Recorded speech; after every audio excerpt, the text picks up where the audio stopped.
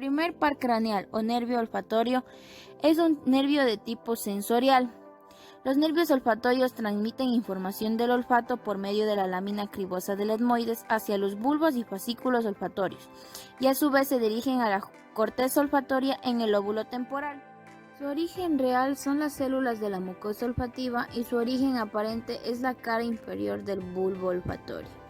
Las patologías relacionadas a este nervio es la anosmia, que es la incapacidad de percibir olores, y la parosmia, que consiste en la distorsión del olfato, incluyendo alucinaciones olfatorias. Este nervio se caracteriza porque pasa directamente a la corteza en el lóbulo temporal sin atravesar el tálamo. Ahora vamos a hacer la exploración del primer par craneal, que es el nervio olfatorio, para lo cual vamos a hacer percibir al paciente diferentes olores y esto nos dará un indicativo si que el nervio está correctamente funcionando. Para lo cual vamos a pedir que la paciente se tape la fosa nasal con la narina, cierre los ojos y la boca.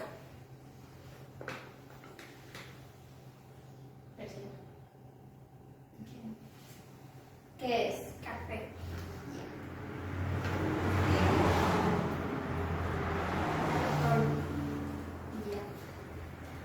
¿Esto de aquí?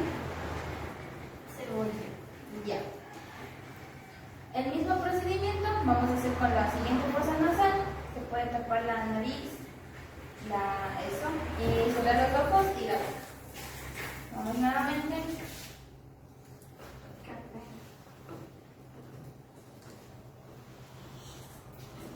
Cebolla.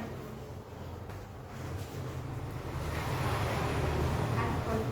Ya. Listo.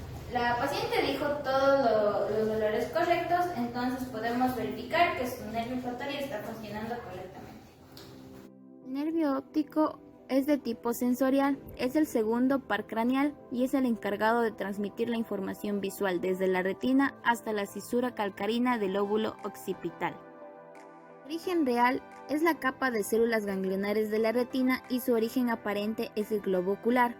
En la retina se encuentran los conos y bastones, que son células fotorreceptoras. Estas células van a hacer sinapsis y circuitos, creando células bipolares y ganglionares que van a formar una prolongación central que da origen al nervio óptico. El nervio óptico se encuentra formado por dos tipos de fibras, mediales o nasales, que se entrecruzan y van a dar origen al quiasma óptico, y las laterales o temporales, que no se entrecruzan y siguen continuando hacia atrás, por debajo y por delante del hipotálamo. Las fibras que se entrecruzan forman el quiasma y con las fibras cruzadas continúan hacia la parte posterior del tálamo para comunicarse con el cuerpo geniculado lateral del tálamo pulvinar, el cual se comunica hacia abajo con el mesencéfalo a través de los colículos superiores. Luego, estas fibras se extienden y se comunican con la médula espinal a través del conducto tectoespinal. Una vez que las fibras han llegado a los cuerpos geniculados, rodeando al pedúnculo cerebral, salen y se produce la radiación óptica. Estas fibras se abren en forma de abanico y hacen sinapsis para llegar a la zona occipital de la corteza visual o calcarina. Las lesiones del par 2 van desde ceguera, que es la pérdida total de la visión, o la hemianopsia, que es la pérdida de la mitad del campo visual, o la cuadrantanopsia, que es la pérdida de un cuarto del campo visual. Ahora vamos a evaluar el segundo par craneal, que es el nervio óptico, para lo cual vamos a valorar tres parámetros, lo que es agudeza visual, visión periférica y fondo de ojo. En la agudeza visual vamos a utilizar el test de Snellen, el cual consiste en que el paciente tiene que leer las letras que están aquí mientras se cubre un ojo y está ubicado a 20 pies de distancia. Vamos, ¿pueden taparse un ojo, por favor? Listo. T, Z, P, T, O, C, Z, L, P, E, D, E, T, O, D, C, F, D, P, C, Z, L, F, T, C, F, D, T, E, O, P, L, L, D, C, Z, O, T, E, P, P, F, C, D, E, L, F. Ya, muy bien. Entonces, ahora vamos con el siguiente ojo, Cúbrase el otro ojo y lea. T, Z, T, T, O, C, Z, L, E, M, E, T, O, D, C, F, D, P, C, Z, L, F, T, C, F, D, T, E, O, P, L, L, D, C, Z, O, T, E, P, P, F, C, D, T, Z, L, D. Como vemos, la paciente tiene una excelente agudeza visual y está muy bien en ese campo. Ahora vamos a valorar lo que es la visión periférica, para lo cual me voy a ubicar enfrente del paciente a 30 centímetros de distancia y voy a poner mis dedos sobre mi frente. El paciente me tiene que observar y me va a avisar el momento que yo haga así y deje de ver mis dedos. Muy bien, vamos. 1, 2, 3. Ya.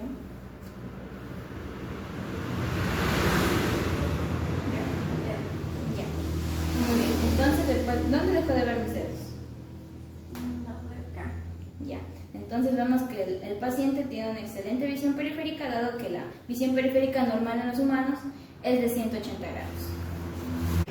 Para el fondo de ojo se necesita un oftalmoscopio, que es un instrumento que se utiliza para visualizar directamente la retina, y este está conformado por varios lentes y un tipo de luz para poder examinarla, pero como no tenemos, vamos a omitir este paso. El tercer par craneal, conocido como oculomotor, este es un nervio motor que tiene dos tipos de fibras somáticas y fibras parasimpáticas.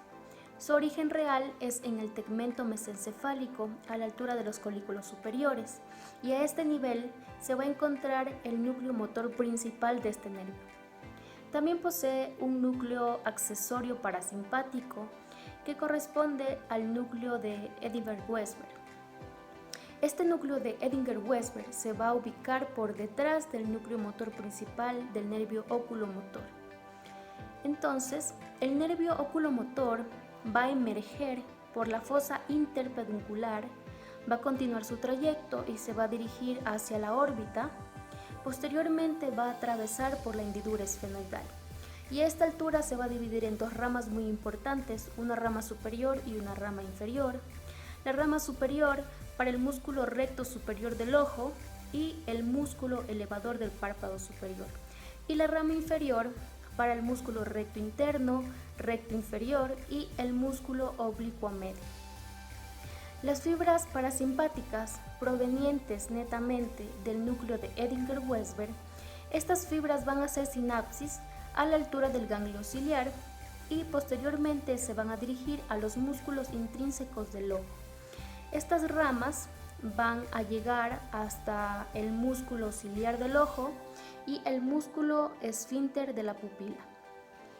En cuanto a las funciones que nos proporciona el nervio oculomotor, va a ser una función de contracción de la pupila gracias a la contracción de las fibras parasimpáticas provenientes del núcleo de Edinger-Weisberg. Nos va a proporcionar también la elevación del párpado superior gracias a que la rama superior va a llegar al músculo elevador del párpado superior, nos va a proporcionar esta función.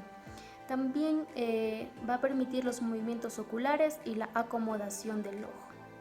En cuanto a las lesiones que pueden ocurrir a este nervio, serían la exotropía, que consiste en una desviación del ojo hacia la parte externa. También tenemos la diplopía vertical, que consiste en una superposición de imágenes una sobre otra. También se puede ocasionar lo que son la midriasis, que consiste en una dilatación del ojo, y también la ptosis palpebral, que consiste en la caída del párpado superior.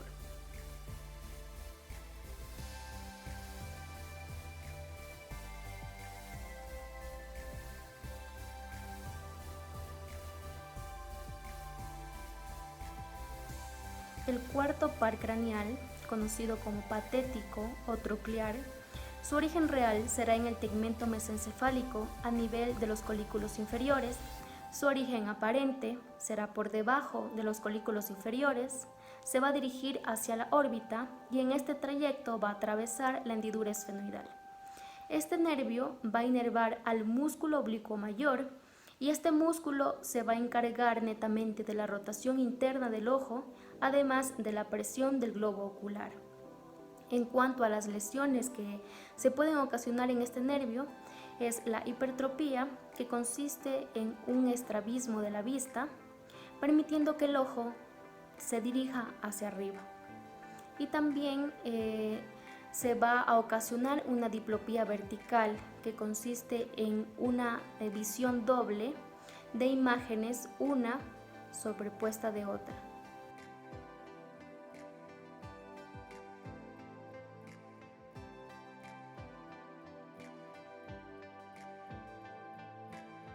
El sexto par craneal, conocido con el nombre de abducens, tiene un origen real en el puente o protuberancia. A este nivel vamos a encontrar el núcleo pontinuo, que se va a ubicar en la fosa romboidea a la altura del colículo facial. Las fibras del nervio abducens van a pasar por el surco bulbopontinuo dirigiéndose hacia la órbita, atravesando en su trayecto la hendidura esfenoidal hasta llegar al músculo recto externo. Este músculo se va a encargar precisamente de la desviación lateral del ojo. En cuanto a las lesiones que se ocasionan en este nervio, tenemos la esotropía, que consiste en la desviación del ojo hacia la parte interna. Y también se puede ocasionar una diplopía horizontal, que consiste en una visión doble de imágenes una al lado de otra.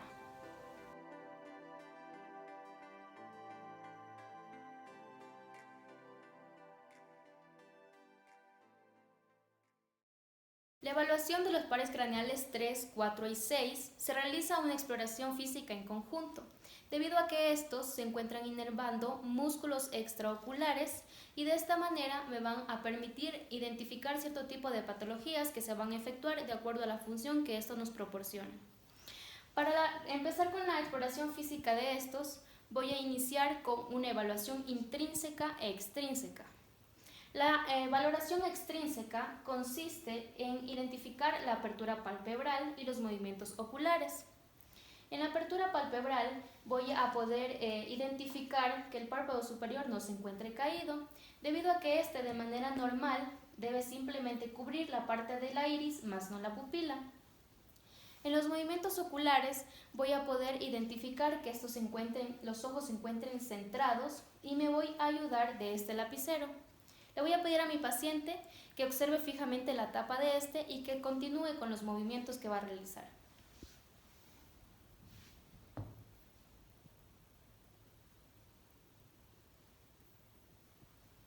Ok, de esta manera estoy evaluando, descartando patologías que se van a presentar en estos tres nervios, como cierta patología, la exotropía, que va a consistir en que una desviación del ojo hacia la parte externa. La hipertropía, que consiste en la desviación del ojo hacia la parte superior, y la esotropía, en la desviación del ojo hacia la parte interna. Hemos descartado estas patologías. En la motilidad intrínseca, esta me va a permitir evaluar lo que son netamente las pupilas. Las pupilas deben estar centradas, deben tener un diámetro simétrico, deben medir 3 milímetros. Y de esta manera voy a poder identificar que hay una contracción rítmica. Lo voy a poder identificar acercando y alejando este objeto.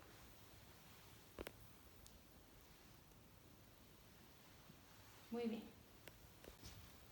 Voy a evaluar el reflejo fotomotor.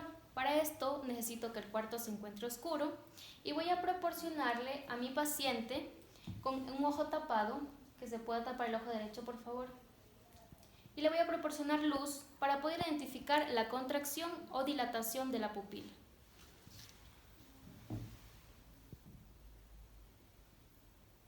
El otro ojo por favor. Muy bien.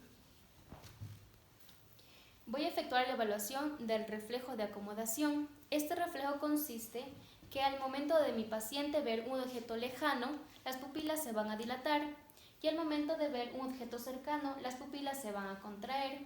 Entonces le voy a pedir a mi paciente que observe el objeto que se encuentra en la parte de ella. Ahora que observe la tapa del lapicero. Muy bien. Con esto hemos finalizado la exploración física de los 3 pares craneales, el 3 oculomotor, el par craneal 4, el troclear o patético, y el par craneal 6, conocido.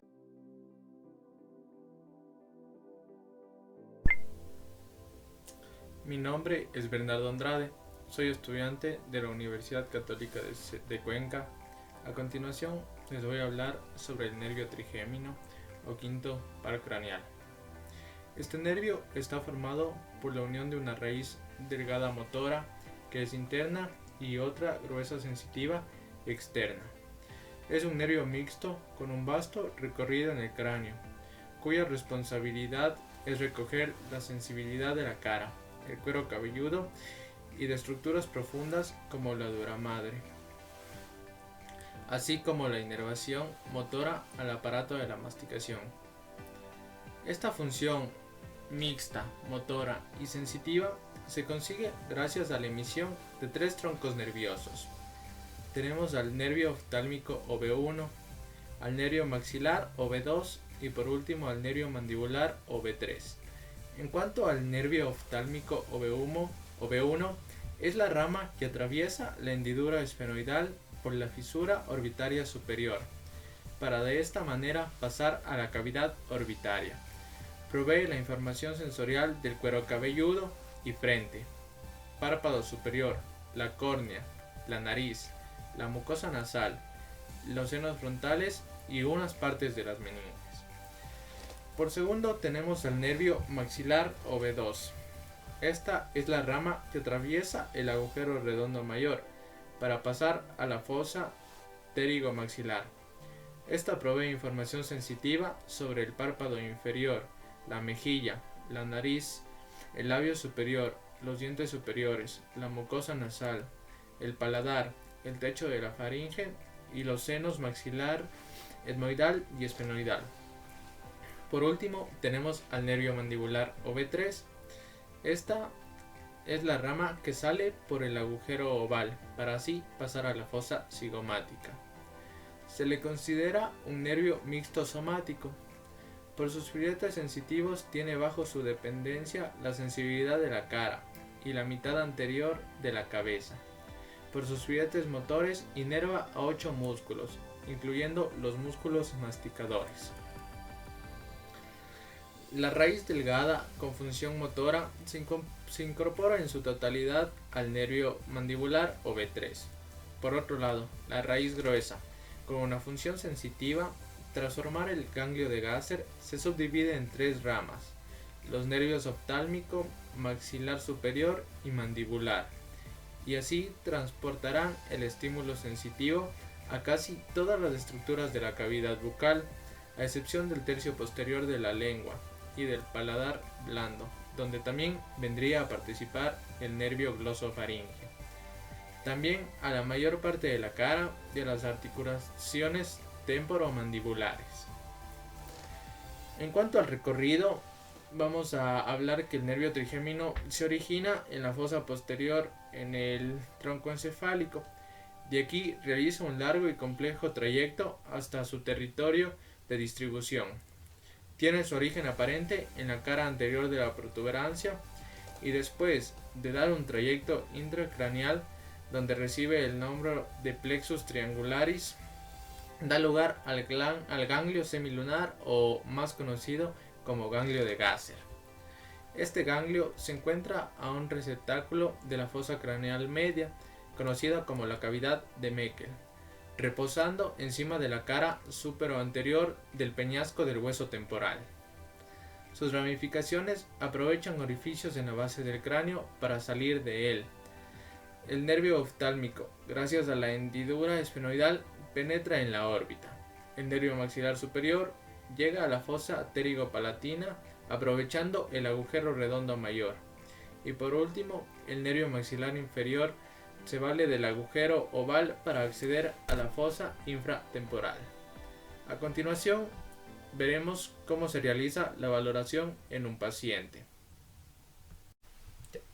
Para la valoración en el paciente vamos a evaluar la valoración sensitiva de la cara y la función trigeminal sensitiva.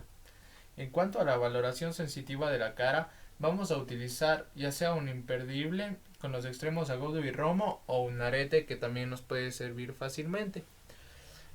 Así vamos a realizar la prueba en la piel de la frente y de esta manera estudiaremos la funcionalidad de la división oftálmica.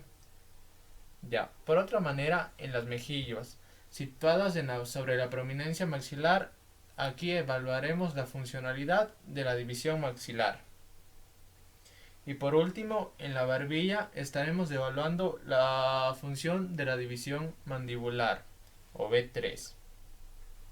En cuanto al reflejo corneal, es la prueba más sensible para evaluar la función trigeminal sensitiva, como hablamos al comienzo. De esta manera se procederá a tomar un pedazo de algodón terminado en punta a un contorno. ¿Qué se va a proceder a realizar? Se le pedirá al paciente que tenga los ojos bien abiertos y con la punta del algodón se tocará la córnea del paciente lateralmente a la pupila. ¿Qué debe pasar? Si es que no existe ningún daño en la función trigeminal, el paciente deberá parpadear inmediatamente apenas el algodón toque su córnea.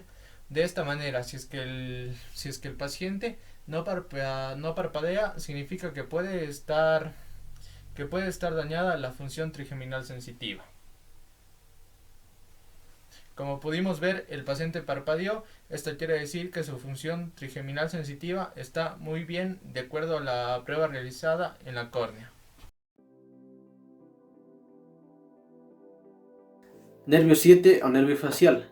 Es un par que llega principalmente a los músculos de la cara y el cuello, el cual va a permitir las expresiones, pero además tiene funciones parasimpáticas, es decir, que van a llegar a las glándulas. Es un par de componente o funciones sensoriales, motor somático, que va a llegar a los músculos y motor parasimpático. Origen real. Las diferentes fibras que componen el nervio facial se originan a partir de 4 núcleos, 2 parasimpáticos, un motor y un sensitivo. Fibras motoras. Cuando las fibras motoras salen del núcleo motor principal del nervio facial ubicado en la protuberancia. Además, este núcleo está compuesto por otros 3 subnúcleos: lateral, intermedio, medial. El lateral va a inervar los músculos de la boca. El intermedio envía axones a los ramos temporal, orbitario y cigomático. Medial, este va a enviar axones a la auricular posterior y cervical. En cuanto a las fibras sensoriales, tienen su origen en el bulbo, especialmente en el núcleo del tracto solitario. Es importante aquí recalcar que este también va a dar origen a las fibras sensoriales del par 9 y 10. Fibras parasimpáticas se originan en la protuberancia y los núcleos salivar superior y lagrimal. El núcleo salivar superior va a prestar inervación a la glándula submaxilar, la glándula linguales, las glándulas salivales menores, y lo hacen a través de la cuerda del tímpano, que se desprende dentro del conducto auditivo interno. El núcleo lagrimal, o también conocido como lágrimo muconasal, a través de otro nervio principal que es del 7, el petroso superficial mayor, inerva las glándulas nasales, glándulas salivales, glándulas palatinas, glándulas faringias y glándulas lagrimales. Todas estas fibras van a salir como 2 nervios, el primero como el nervio facial propiamente dicho y un segundo conocido como nervio intermedio o intermediario de Wristberg. Ambas raíces están acompañadas por las fibras parasimpáticas y salen por el surco bulbo-protuberencial para continuar con su recorrido. Ahora, en cuanto a su origen aparente, aunque las dos raíces pasan muy adosadas el uno a otro, tanto el nervio facial propiamente dicho y como el nervio intermediario emergen por el surco bulbo-protuberencial entre la oliva y el pedúnculo cerebeloso inferior. El nervio facial en conjunto se halla medial al nervio vestíbulo-coclear y lateral al nervio abducens. El recorrido lo va a hacer desde el surco bulbo-pontino. Las dos ramas del facial se dirigen hacia adelante y arriba, afuera y afuera, atravesando el ángulo pontocerebeloso. Esto lo va a hacer en compañía del nervio o par 8, con el que se introducen en el conducto auditivo interno, y a continuación presentarán 3 segmentos. El primer segmento, llamado laberíntico, comienza a salir del nervio del conducto auditivo interno y termina en la primera rodilla o también conocido como el codo del facial, el ganglio geniculado. El segundo segmento, llamado timpánico, comienza en el ganglio geniculado y termina en la segunda rodilla del facial, piramidal. El tercer segmento, llamado mastoideo, comienza en la segunda rodilla del facial y termina en el agujero estilomastoideo. El primer segmento, llamado laberíntico, comienza a salir del nervio del conducto auditivo interno y termina en la primera rodilla o también conocido como el codo del facial, el ganglio geniculado. El segundo segmento, llamado timpánico, comienza en el ganglio geniculado y termina en la segunda rodilla del facial, piramidal. El tercer segmento, llamado mastoideo, comienza en la segunda rodilla del facial y termina en el agujero estilomastoideo. Posteriormente, el nervio facial sale del cráneo por el agujero estilomastoideo, ubicado entre la apófisis mastoides y la apófisis estiloides. Se dirige hacia adelante y afuera, discurre entre el vientre posterior del músculo digástrico por fuera y el músculo estiloideo por dentro. Penetra en la glándula parótida, donde se divide en 2 troncos mayores, cérvico-facial y temporofacial. En cuanto a sus ramas colaterales, que se encuentran por dentro de la región petrosa del temporal, estas vías se originan en el acueducto de Falopio y se dividen en el nervio petroso superficial mayor y menor, el nervio del músculo estribo, la cuerda del tímpano, la rama sensitiva del conducto auditivo externo y la rama que se une a la fosa yugular.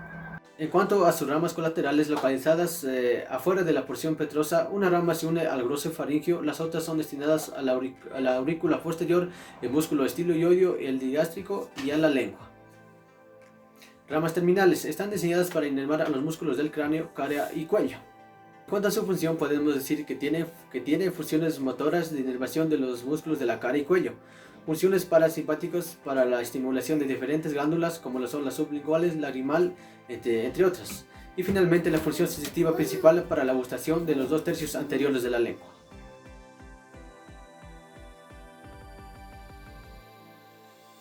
Evaluación del nervio facial. Vamos a evaluar principalmente de 2 puntos, que serían los músculos que se encuentran en la parte facial, y posteriormente vamos a evaluar la parte gustativa, que corresponde a los 2 tercios anteriores de la lengua. Entonces vamos a comenzar con los músculos de la cara. Para ello vamos a pedir primeramente al paciente que levante las cejas y la frente. Entonces aquí podemos ver que en esta parte se va a encontrar el músculo occipito frontal y los músculos ciliares están funcionando correctamente, porque tanto del lado izquierdo y derecho existe igual uniformidad. A continuación le vamos a pedir al paciente que cierre los ojos un poco fuerte y aplicar un poco de presión en ellas, de tal manera que podemos ver que el músculo orbicular de los ojos está funcionando de manera correcta. Ahora vamos a evaluar el músculo bucinador. Le vamos a pedir al paciente que infle su boca. Aplicamos un poco de presión y el aire debe salir por su boca. Entonces podemos observar que en este caso está funcionando de manera correcta. A continuación le vamos a pedir al paciente que imite la forma de un beso. Entonces podemos ver que existe total uniformidad tanto en el lado derecho como en el izquierdo. Entonces quiere decir que el músculo orbicular de la boca el auricular de los labios se encuentra funcionando de manera correcta.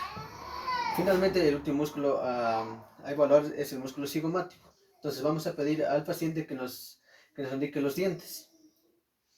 Entonces podemos ver que tanto en el lado izquierdo y derecho existe cierta uniformidad de igual manera, entonces los músculos y nervios funcionan de manera correcta.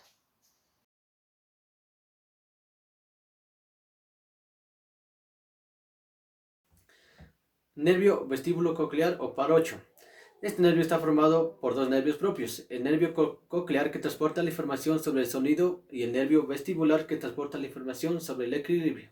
Cuando falla el primero, va a afectar nuestra audición, y si falla el segundo, las consecuencias son los vértigos. El componente de este nervio es netamente sensorial. Su función principalmente, como ya lo mencioné, es la audición y el equilibrio. Origen real. Este nervio va a poseer 6 núcleos, 4 vestibulares y 2 cocleares, y los nombraremos a continuación. Ramas cocleares. Como su nombre lo dice, tiene su origen en los 2 núcleos cocleares, uno anterior y otro posterior.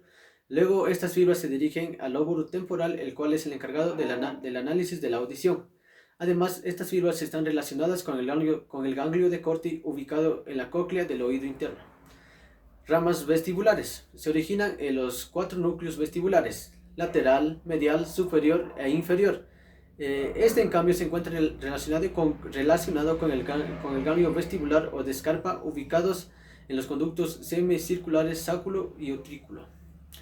En cuanto a su origen aparente, en este caso las ramas penetran en el puente encefálico por el extremo lateral del surco bulbopontino. Trayecto. Después de que las fibras auditivas y vestibulares salen de su centro en la protuberancia del tronco del encéfalo, se dirigen hacia el conducto auditivo interno y pasan a las meninges. Además, al analizar las actividades de estas células especializadas, encontramos que una vez que recoge la información auditiva o coclear, esta es llevada a los colículos inferiores, luego al tálamo hasta llegar al lóbulo temporal en la corteza auditiva. En cambio, la información vestibular se une con los pares craneales 3, 4 y 6 y con las neuronas motoras de la médula espinal, con el fin de generar una actividad de los músculos que se encargan del equilibrio y posteriormente ser procesadas en el cerebelo. Función. En cuanto a su función, la rama coclear se encargará de recibir las ondas sonoras y ser procesadas para recibir la audición. La rama vestibular se encargará del proceso de la información del equilibrio.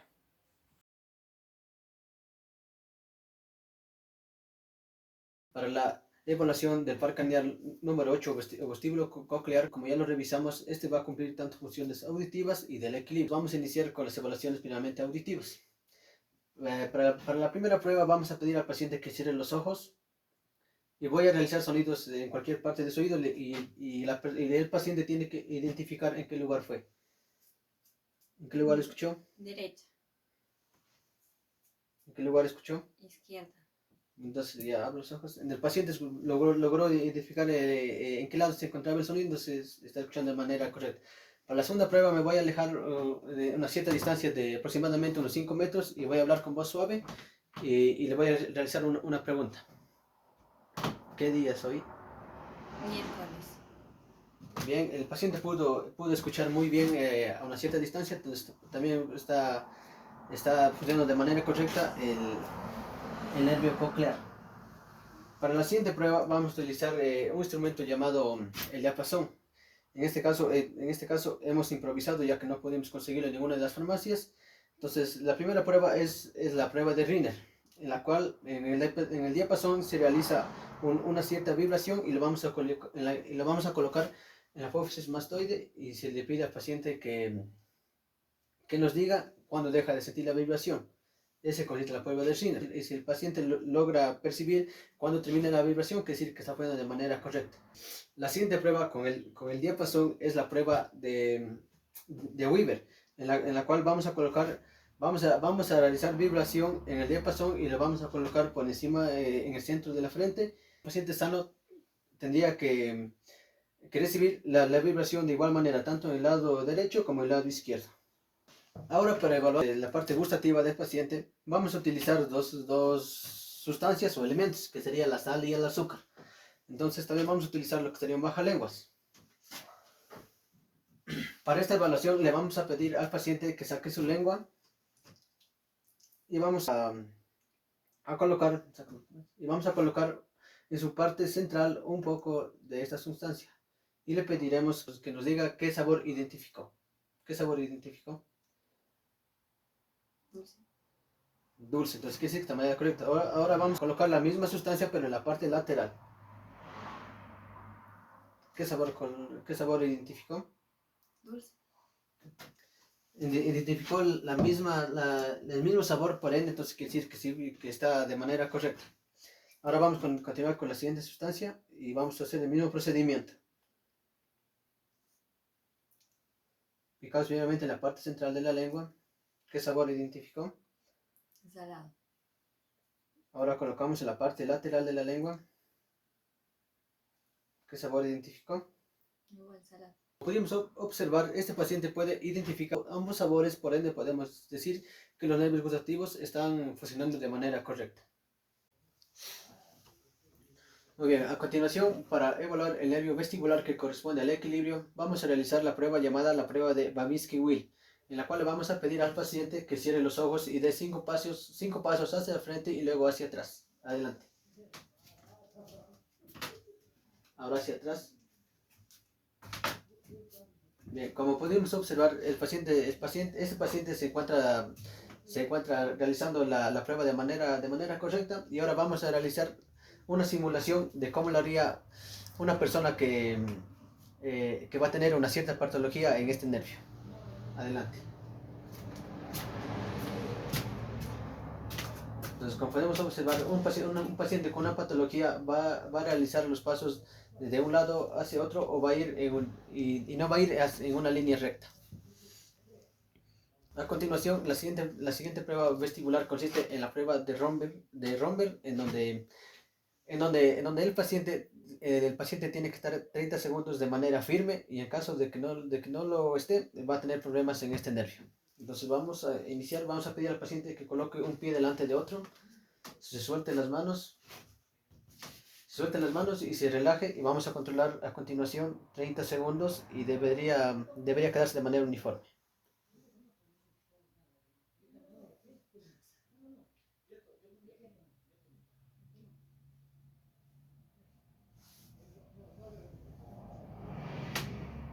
Ya han pasado los 30 segundos, y en este caso la persona pudo mantenerse de manera firme. Ahora vamos a simular cómo se vería una persona con cierta patología en este nervio. Entonces vamos a pedir el mismo procedimiento de la paciente, un pie delante de otro, y vamos a realizar una simulación de la patología.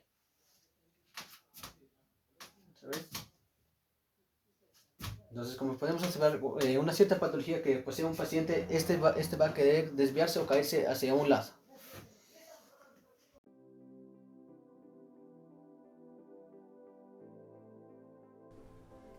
Noveno par craneal o glosofaringio. Este par tiene un componente sensorial sensitivo motor especial y motor parasimpático.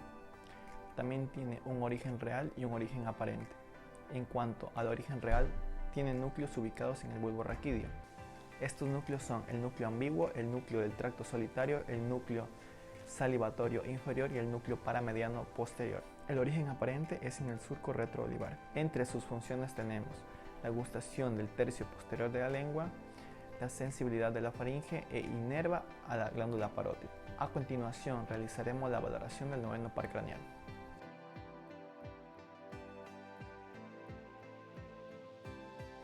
El décimo par craneal o el nervio vago.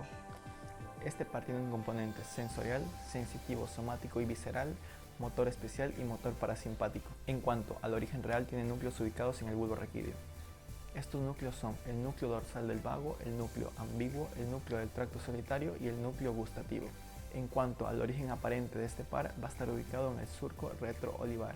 Entre las funciones de este par vamos a tener la gustación del tercio posterior de la lengua, fibras que van a llegar al pabellón auricular, a la faringe, a la tráquea y al esófago, y vamos a tener fibras que se van a dirigir a los músculos laríngeos y faringeos.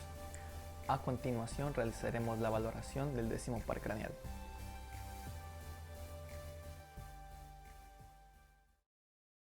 Vamos a realizar la evaluación de los pares craneales. Los nervios craneales 9 y 10 suelen evaluarse juntos. Para ello, vamos a explorar el velo del paladar y la úvula. Primero vamos a pedirle al paciente que abra la boca y que saque la lengua. Con ayuda de un depresor lingual de madera, vamos a pedirle que diga la letra A. Ya. Como podemos observar, normalmente se eleva el velo del paladar y la úvula se mantiene en el centro. Si presenta daño en el nervio y un lado es parésico, la úvula está elevada del lado opuesto al lado parésico.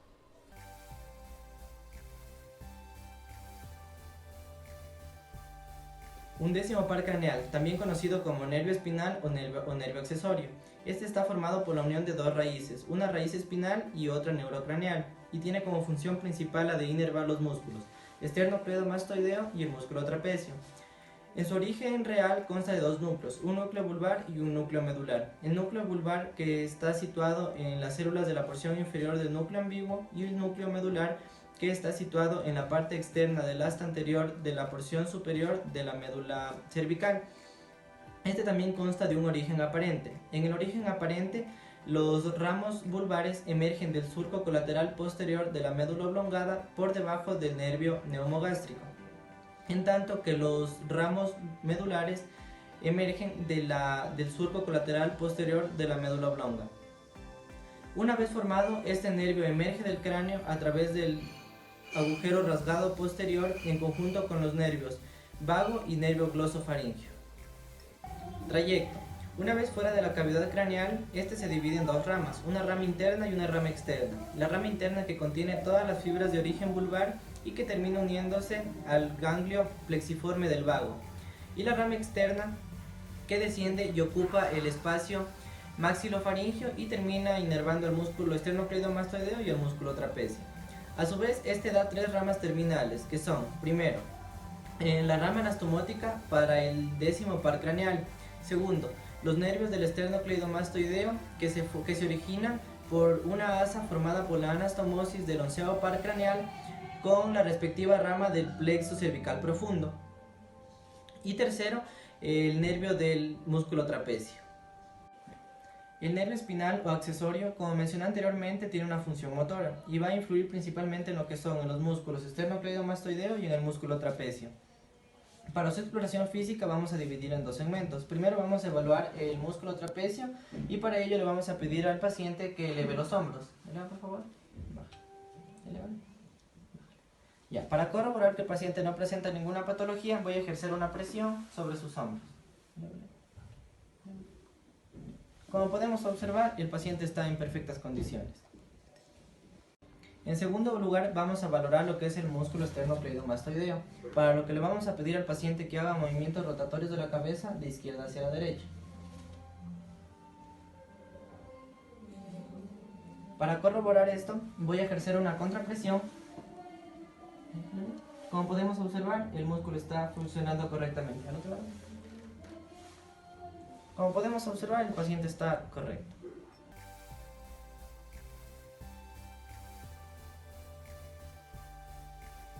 Doceavo par craneal o nervio hipogloso. Este es un nervio que se encarga principalmente de coordinar los movimientos de la lengua, a excepción del músculo palatogloso.